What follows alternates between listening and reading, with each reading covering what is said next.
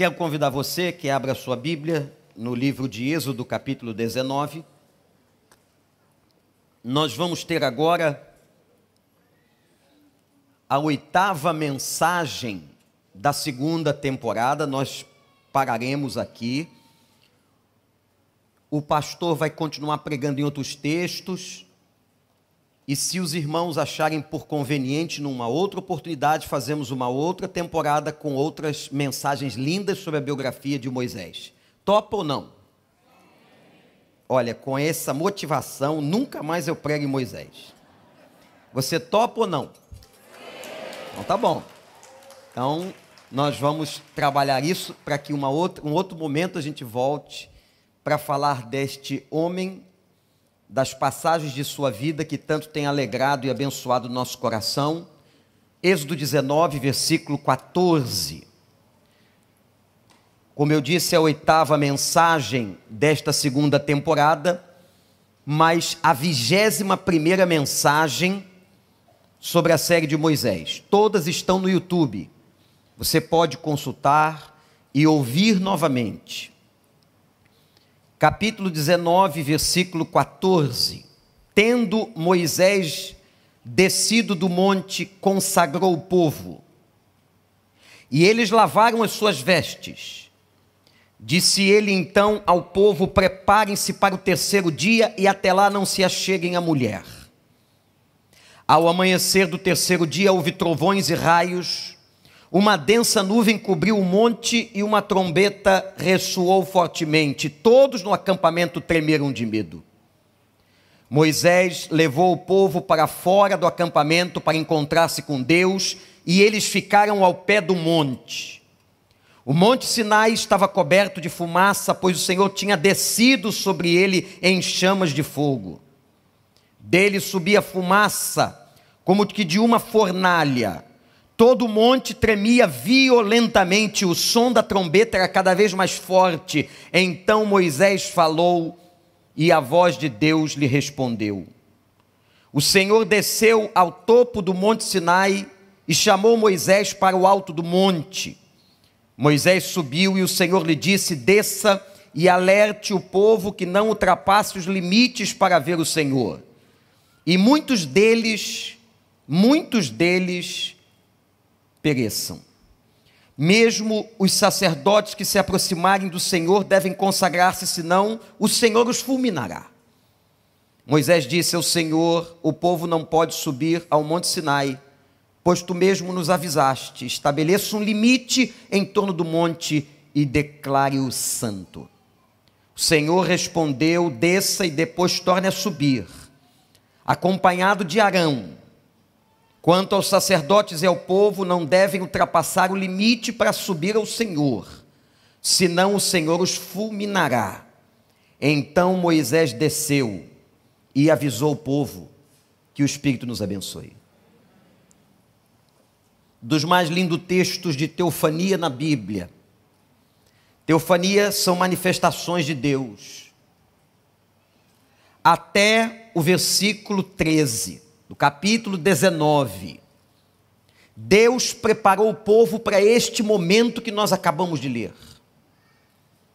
Eu hoje pela manhã, irmãos, falava à igreja que o tempo que nós estamos passando, a situação difícil pela qual o mundo entrou com esta pandemia, se somos crentes e confiamos na soberania de Deus, nós entendemos que a história está nas mãos de Deus e que por permissividade da sua soberania, Deus não só sabia como permitiu que acontecesse o que nós estamos vendo. A trombeta de Deus está tocando, um alerta para aqueles que não são crentes para que se convertam. Eu não sei se estão ouvindo, mas um alerta para a igreja, para que se consagre ao Senhor, para que coloque a sua vida aos pés do Senhor. Não há dúvidas, irmãos, que houve uma apuração na igreja, nesse 1 ano e meio de pandemia. Muitas pessoas abandonaram a fé. Mas louvado seja Deus porque outras se converteram. E neste momento histórico, onde nós nunca imaginávamos que passaríamos uma pandemia, porque pandemia para nós eram histórias dos livros e das situações de saúde que o mundo já enfrentou outrora no passado. Mas nós estamos no século 21 com tanta modernidade e tecnologia, passando uma terrível pandemia. E o que é que Deus está dizendo a nós? O que é que Deus está dizendo a você? O que é que Deus está dizendo à sua casa? O que é que Deus está dizendo à igreja? E nós não temos dúvidas de que este é um momento importantíssimo, gente, aonde o Senhor nos chama para um momento de intimidade. Eu quero exclamar de novo com toda a veemência o que disse pela manhã, que o Senhor nos traga um avivamento genuíno, não algo emocional ou emotivo, mas algo do Espírito Santo que venha transformar a vida das pessoas. Como aconteceu em outros momentos da história, quando Deus trouxe avivamento para a igreja, momentos difíceis, como aconteceu na Inglaterra, como aconteceu no país de Gales, como aconteceu em ilhas asiáticas, como aconteceu em países da América Latina, como aconteceu nos Estados Unidos, que o Senhor derrame no Brasil e sobre a igreja brasileira e sobre a nossa igreja um verdadeiro avivamento do Espírito Santo. Você gostaria de ver isso? Gente se convertendo, a juventude aos pés do Senhor, crianças sendo transformadas, casais sendo restaurados, as prisões vazias. Um novo conceito sobre Deus e sobre a moralidade. Isso só é possível se um derramar do Espírito Santo, se uma presença sobrenatural, se uma visitação. O que aconteceu em Êxodo 19 foi uma visitação de Deus. Que isso aconteça no nosso meio. Apesar, irmãos, de tudo que estamos vivendo, há crentes dormindo. Há pessoas distantes de Deus. Há pessoas que não oram mais, ou cada vez menos estão orando. Pessoas que não pegam a sua Bíblia para ler e ouvir uma vez a palavra do Senhor. Pessoas que tratam a igreja com leviandade, que desprezam a congregação. Meus irmãos, o que está acontecendo é um verdadeiro apurar de Deus na história da igreja. E esse momento crucial nos mostra que, segundo a palavra, nós passaremos pela grande tribulação, quando a igreja será perseguida, e só poderão ficar em pé aqueles que estiverem firmes no Senhor, com os pés na rocha, com os pés em Cristo, para suportar uma faca no pescoço, aonde perguntarão a todos nós se realmente somos discípulos de Jesus. E se formos discípulos de Jesus, estaremos prontos para morrer e dizer como Paulo: para mim, o viver é Cristo e o morrer é lucro. É esse tipo de igreja, de crente, de família, que nós precisamos nos dias de hoje. Mas precisamos que Deus derrame um avivamento. Que nós saiamos do ostracismo, que nós saiamos de um cristianismo cheio de hipocrisias,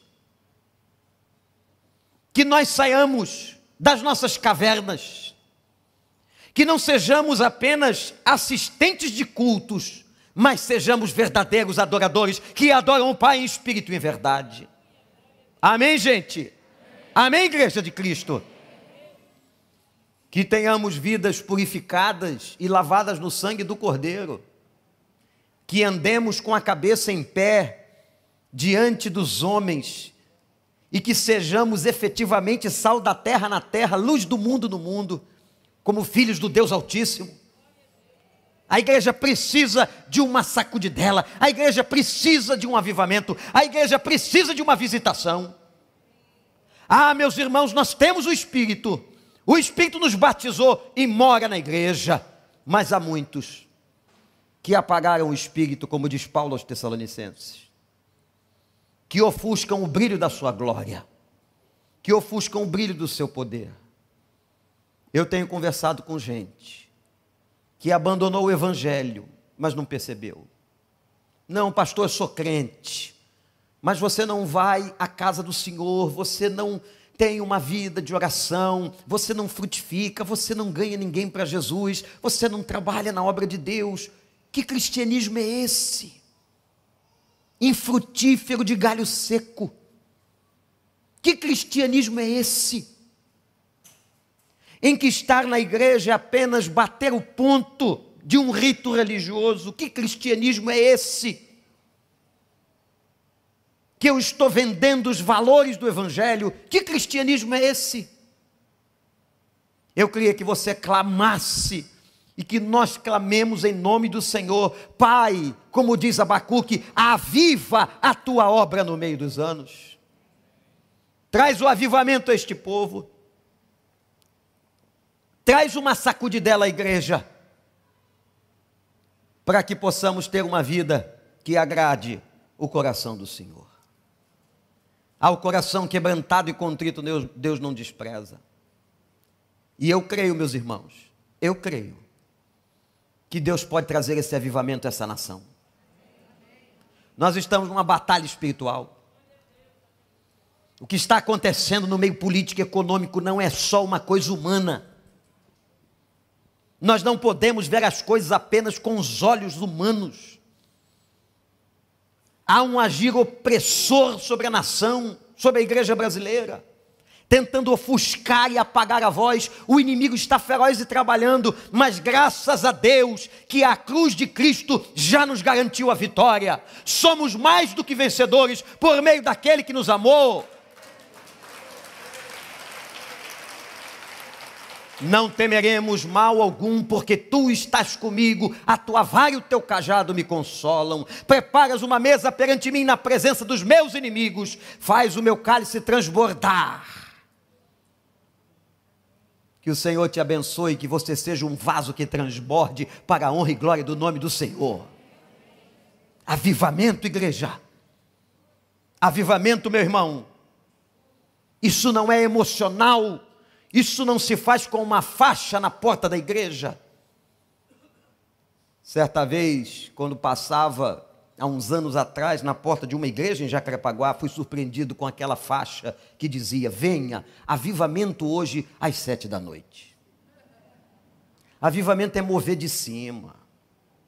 E quando Deus não faz numa congregação, não. Deus move o povo dele, não importa qual seja a denominação, é povo dele. Move os lavados, move os remidos, move a turma que tem o Espírito de Deus, move com fogo, move para transformar, move para abençoar. Se você está pensando que ele move só para você receber presente, não é isso não. Ele move para usar você, para que a sua vida seja uma bênção.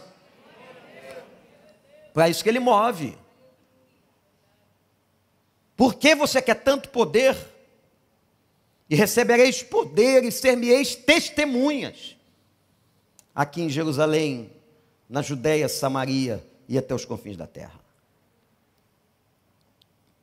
4 coisas de manhã eu apontei que precisam acontecer antes da visitação. Primeiro, líderes preparados, líderes de células, líderes de ministérios, pastores, sacerdotes do Senhor, que é você. Hebreus diz que todos nós somos sacerdotes. Não há mais um sacerdote nem sumo sacerdote. O nosso sumo sacerdote na nova aliança é Cristo Jesus, nosso Senhor. Líderes que busquem ao Senhor. Segundo, uma igreja que estabelece uma aliança com Deus. E o nosso dever nessa aliança é a obediência. De que adianta? De que adianta você dizer que é cristão e não obedece à palavra do Senhor. Terceiro, um povo consagrado. Falar em santidade hoje na igreja é coisa ultrapassada. Nós estamos no tempo do relativismo, em que tudo é líquido, nada é sólido, em que ninguém respeita mais nada, em que não há mais referência. Não para nós. Nós estamos firmados na rocha que é Cristo Jesus. E nós temos, meus irmãos, um guia que nos orienta, que é a sua palavra. Deus então chamou os líderes a buscarem e a Moisés a subir o monte. Deus estabeleceu uma aliança. Deus os convoca à consagração e definiu limites. Quando o povo então estava preparado, aí acontece o que acabamos de ler. Versículo 16. Houve uma teofania como nunca, uma manifestação visível. Quando aconteceram as pragas do Egito, meus irmãos, não aconteceu o que aconteceu em Êxodo 19. Vieram manifestações das mais diferentes, mas aqui não. Aqui Deus diz assim, a palavra diz, Moisés, avisem a eles que o Senhor vai descer. O Senhor vai descer. O Senhor vai descer. O que está acontecendo em Êxodo 19, a partir do verso 14, é um mover de Deus, uma visitação de Deus, como o povo nunca tinha visto. O povo nunca tinha experimentado aquilo. Olhe para o verso 16 e diz, a palavra do terceiro dia, depois que se consagraram ao Senhor, depois que se quebrantaram diante do Senhor, houve trovões. Eu quero que você agora imagine você presente na Península do Sinai.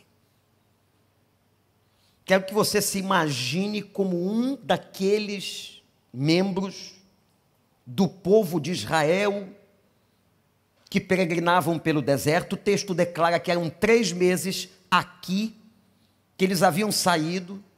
Isto é, se eles levaram 40 anos na peregrinação, faltava ainda 39 anos e 9 meses. Só pela graça de Deus, só pela divindade do Senhor, pela bondade do Senhor, Deus então se manifesta. Vejam que cena. Trovões e raios tomaram os céus do Sinai. Uma nuvem cobriu aquela montanha. Quando você olha, é interessante que alguns dos estudiosos da Bíblia dizem que o fenômeno que está acontecendo aqui é muito parecido com uma erupção vulcânica. E parecido também com o que aconteceu em Sodoma e Gomorra. Mas aqui tem mais. O Monte Sinai como uma fornalha. A nuvem agora é incandescente. A nuvem está acesa por um fogo do céu. O monte está coberto pela fumaça. E algumas vezes a fumaça era a evidência da presença do Espírito de Deus. Quando Isaías entrou no templo e teve a sua experiência pessoal no ano da morte do rei Uzias, a fumaça tomou conta daquele lugar. A fumaça tomou conta numa evidência da glória, da presença do Espírito Santo de Deus. E todo Israel estava ali. Deus usando a própria natureza para demonstrar a sua grandeza e o seu poder. O som de uma trombeta, um barulho ensurdecedor, ao ponto, meus irmãos, que vem o segundo momento dessa narrativa, quando ainda no verso 16, a Bíblia declara que todos no acampamento tremeram de medo e o povo estremeceu. Como um terremoto, um barulho violento, fogo no céu e na montanha, o povo estremeceu. Sabe por quê? Olhe para cá. Há uma única razão por que aquele povo tremeu. Por que que o medo tomou conta? Por que que aquela experiência de teofania no meio de Israel gerou tanto pavor? Porque cada um, irmãos e irmãs, você que está em casa ou aqui, cada um sabia o quanto era pecador e o quanto era fraco. Há um contraste entre a glória de Deus e a pequenez humana. Há um contraste entre o Deus santo e o homem pecador. Quando nós estamos diante de alguém que é maior do que nós, em poder, nós tememos. E agora todo aquele povo que havia tido a experiência do Egito, está tendo uma experiência extraordinária de ver Deus descendo numa manifestação da natureza, e eles tinham medo. Irmãos, este medo que está aqui, esse contraste entre a santidade de Deus e a pequenez humana, está cada vez mais desaparecendo. É por isso que nós temos que pedir avivamento a Deus. As pessoas estão cada vez mais desrespeitando as coisas de Deus, fazendo pouco caso com aquilo que é sagrado, pouco caso com a igreja, pouco caso com a sua palavra, pouco caso com a oração, porque se valorizassem a oração, oravam mais. Pouco caso com a obra do Senhor, desrespeito. Parece que nós estamos vivendo numa geração, e eu não estou falando do ímpio, eu estou falando dos crentes, uma geração que perdeu o temor a Deus. Quando nós olhamos essa experiência que está aqui, gente, a nossa oração, o nosso clamor, o nosso pedido, é que Deus restaure na sua vida, na minha vida, nas nossas vidas, temor ao seu santo nome. Temor ao seu santo nome, respeito a Deus. Respeite as coisas de Deus, respeite a igreja de Deus. Quando você for orar, quando você estiver diante dele, lembre daquela passagem.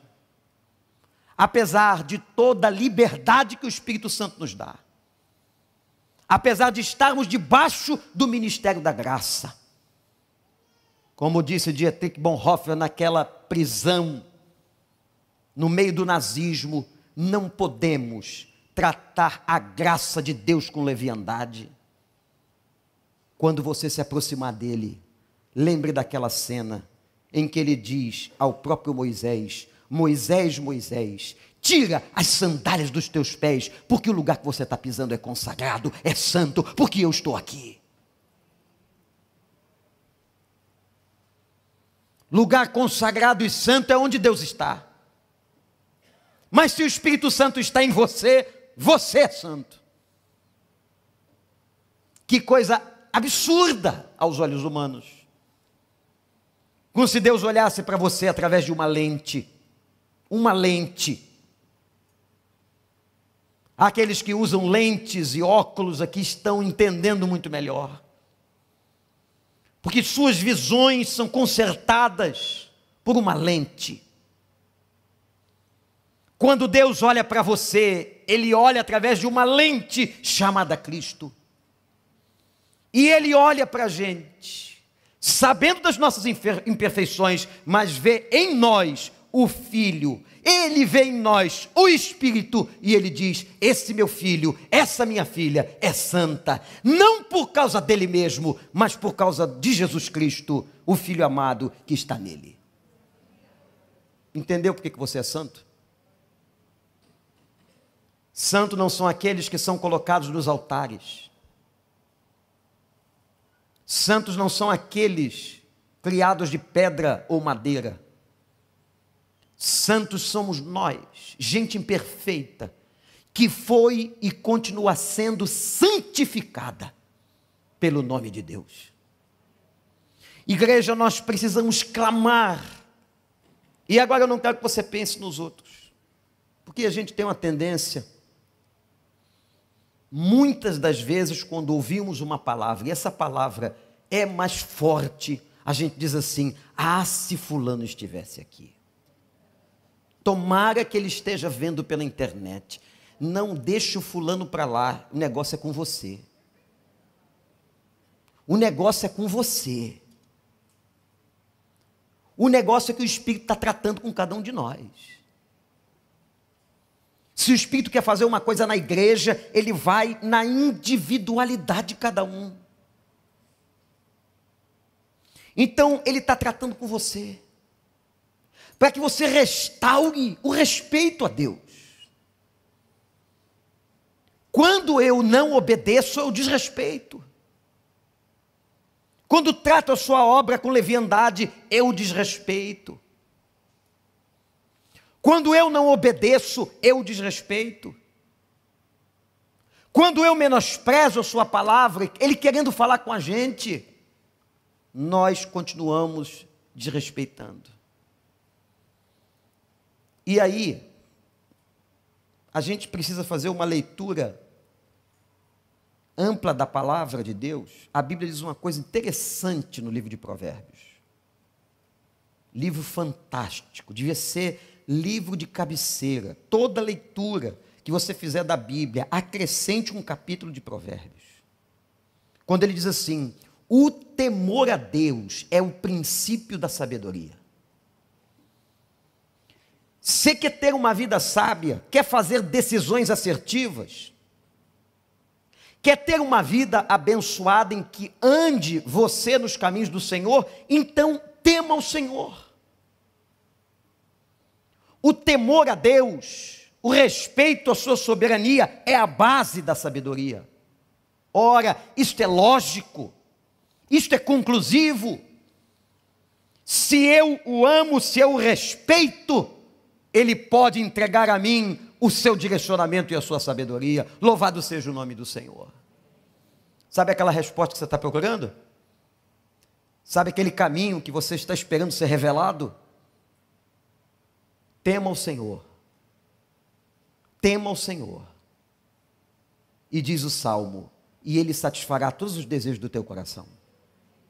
Sabe por quê? Que quando você estiver perto de Deus, você não dá bola fora. Quando você conhece uma pessoa, você já sabe o que pode e não pode pedir a ela, correto? Tem maridos aqui que já sabem que tem coisas que não adianta pedir para a esposa, senão vai dar confusão. Tem esposas que sabem que não pode pedir o marido para na hora do jogo do Flamengo jogar lixo na lixeira. Não vai dar certo, não funciona. Olha o outro, fala a Deus.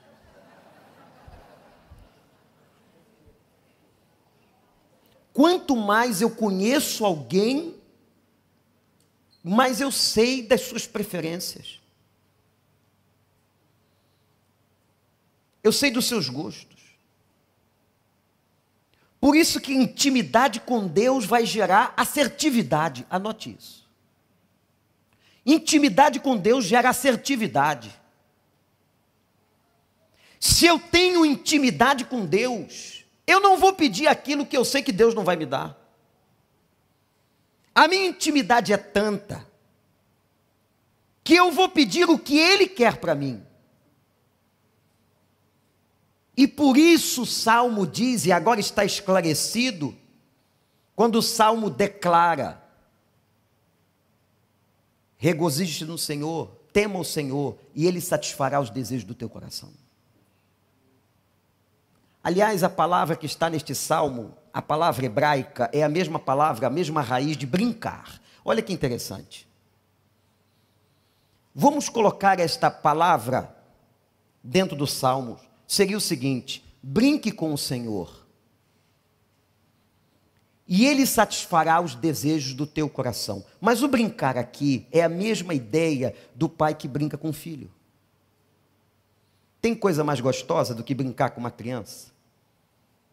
Aquele filho, aquela filha pequenininha que você brincava, que você pegava no colo, que você fazia aquelas brincadeiras e ele sorria diante de você. Era tão interessante. Mas eu me lembro, o Gabriel dormia no meu peito. Olha que coisa. Hoje eu durmo no peito dele. Mas brincar, no texto, é como se você construísse intimidade. Brinca com o Senhor. Gasta tempo com o Senhor. Se regozija com o Senhor. Alegre-se com o Senhor. Você vai aprender a conhecer o Senhor.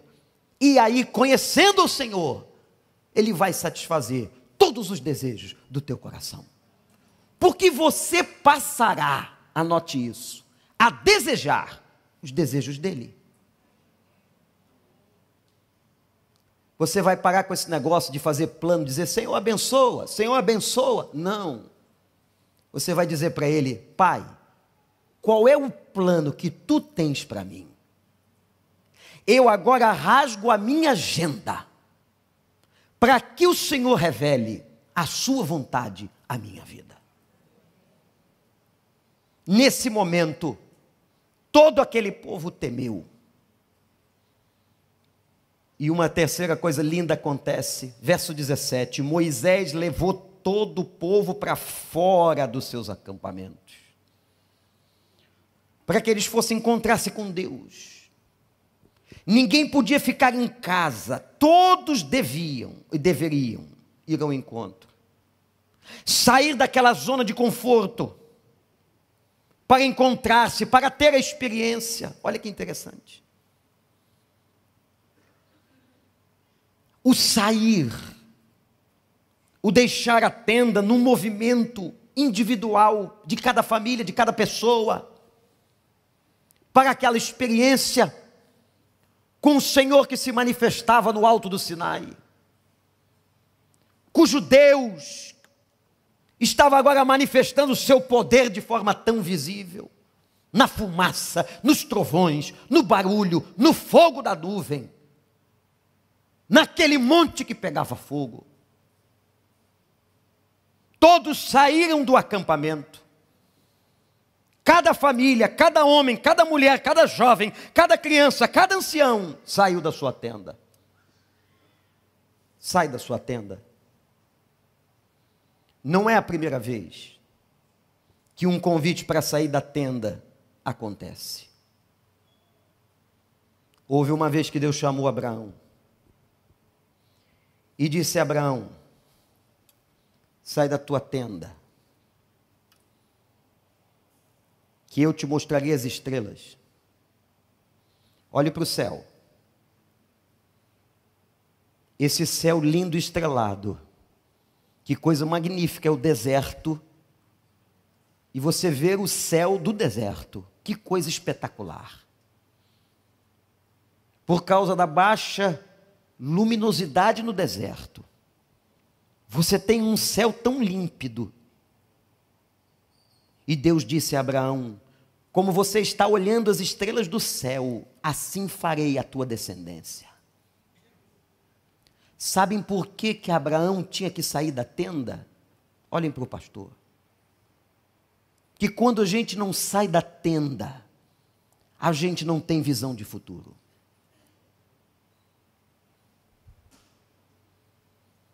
Enquanto a gente não sai da tenda, onde a lona e o teto nos limita, nós não vemos as estrelas. Deus está chamando você, a mim, a igreja, venham contar as estrelas. Venham contar o que eu vou fazer. Venham contar o futuro. Venham ver a minha glória. Eu terei e farei de vocês uma grande nação. Venham para fora da tenda, saiam do lugar do comodismo, saiam desta tenda, saiam desta urna, saiam desta caverna, saia de onde você está e venha receber e venha ver o céu estrelado que Deus tem para a tua vida. Deus vai te mostrar, eu tenho um futuro para você. Exalte o nome do Senhor, glorifique o nome do Senhor. Saia ao encontro.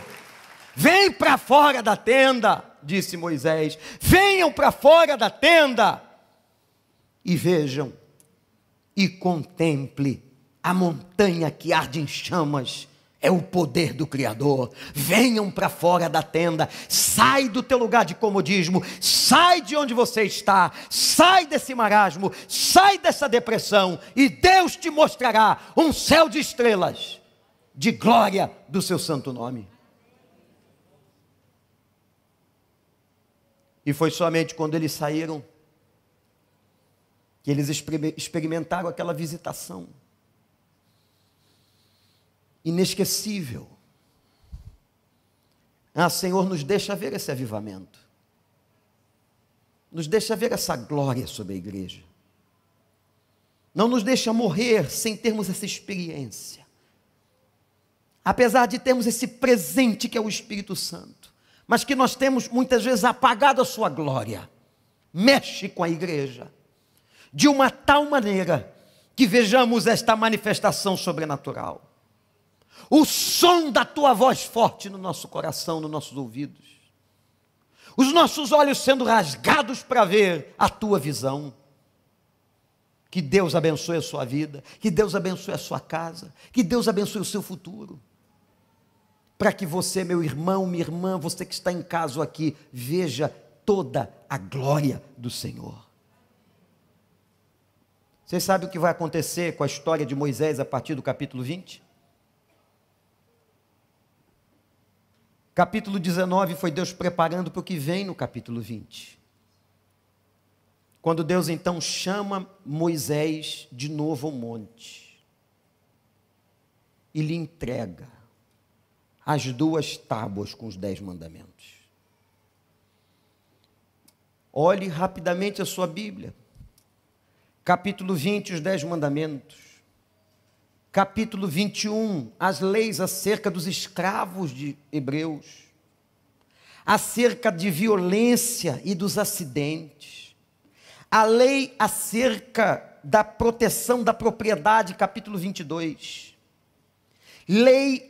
leis acerca das responsabilidades sociais, ainda no capítulo 22, leis acerca do exercício da justiça, capítulo 23, leis sobre o Shabá, leis sobre as grandes festas anuais de Israel, a confirmação da aliança, enfim.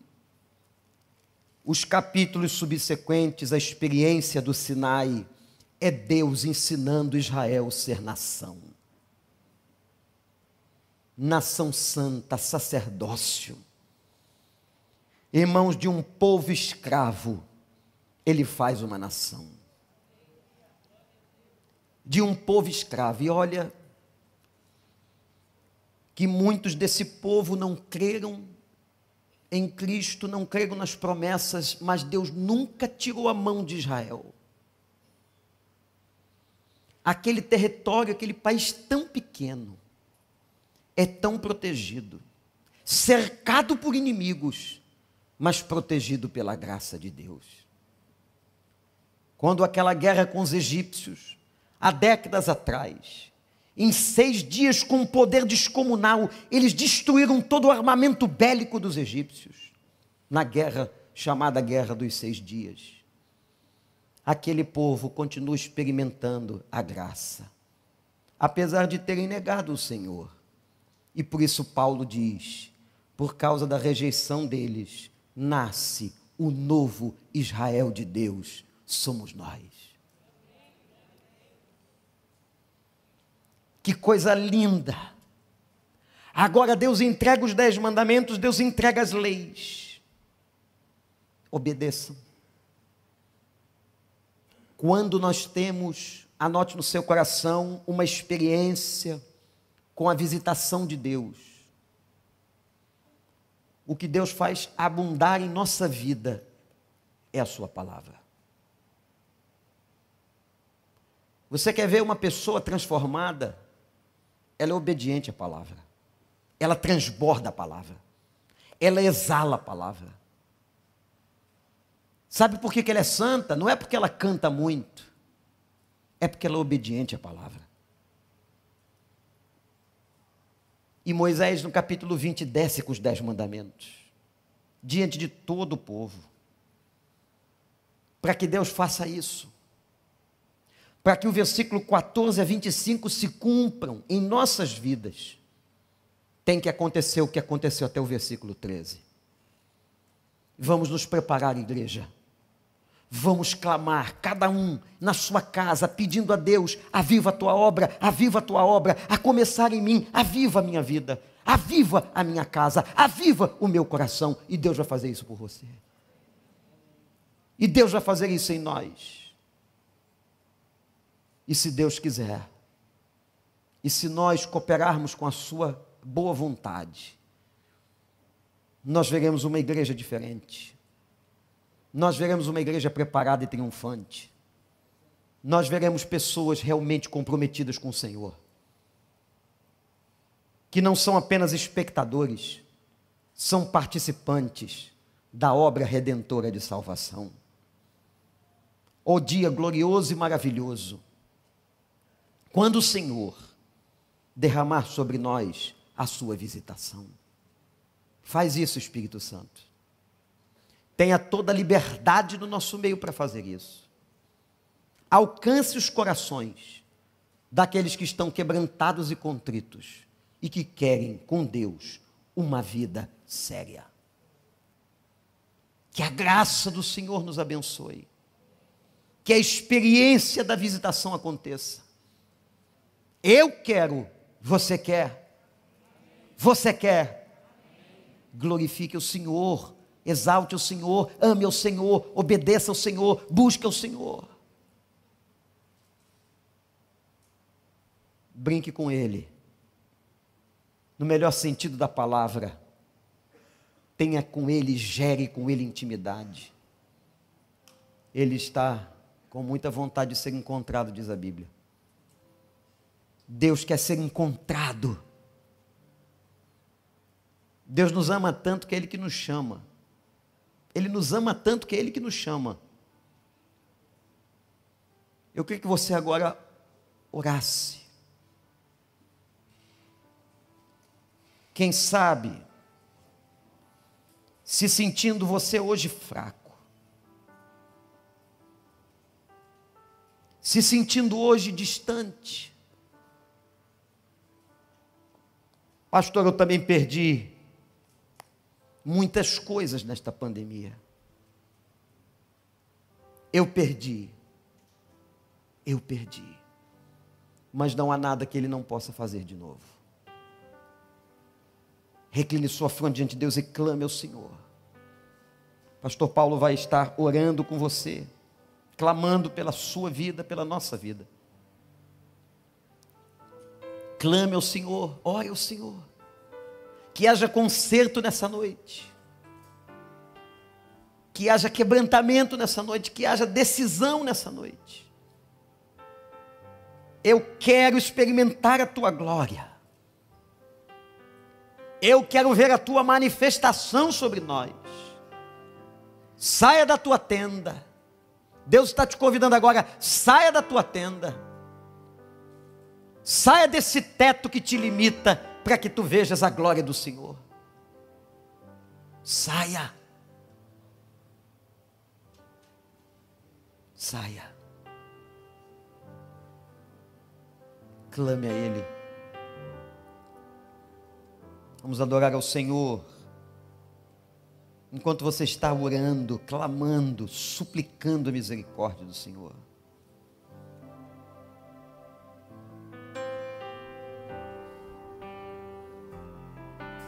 Vamos ficar todos em pé. E agora você vai orar ao Senhor, junto com o pastor. Senhor, derrama a Tua visitação sobre nós, pastor. Ó Deus, esta palavra de hoje veio do Teu trono, preparada de forma muito especial pelo Senhor nesta noite, para nos trazer, ó Deus, desta consciência de que primeiramente somos pecadores, frágeis, falhos e completamente dependentes do Teu poder e da Tua misericórdia. Senhor, aqui estamos como Teu povo quebrantado. Depois de ouvirmos esta palavra, Senhor, ó Deus, derrama sobre a Tua igreja, derrama sobre nós o Teu Espírito Santo. Queremos agora confessar, ó Deus, os nossos pecados. Ó Deus, abrir os nossos corações e pedir, ó Deus, a Tua visitação sobre nós. Derrama, Senhor, sobre nós, a Tua igreja, o Teu Espírito Santo, porque queremos, ó Deus, ser porta-vozes do Evangelho. Que maravilhas, sinais e milagres o Senhor faça através de nós. Ó Deus, aqui estamos como Teu povo. Perdoa as nossas iniquidades, perdoa os nossos pecados. Queremos, ó Deus, andar em intimidade com o Senhor. Usa-nos, Senhor, para a Tua honra e para a Tua glória. Esta sociedade está carente de uma igreja santa, de uma igreja que faça a diferença. E nós aqui estamos, ó Deus, como Teu povo, dizendo, ó Deus, desça sobre nós o Teu Espírito Santo. Faz de nós, ó Deus, luz e sal nesta terra. Aqui estamos, Senhor, quebrantados, pedindo, ó Deus, venha sobre nós o Teu Espírito, perdoa os nossos pecados. Queremos ser, ó Deus, Tua voz para este povo. Clamamos por misericórdia. Usa-nos, Senhor, em nome de Jesus. Amém, amém e amém. Você concorda com esta oração? Aplauda ao Senhor. Louvemos ao Senhor.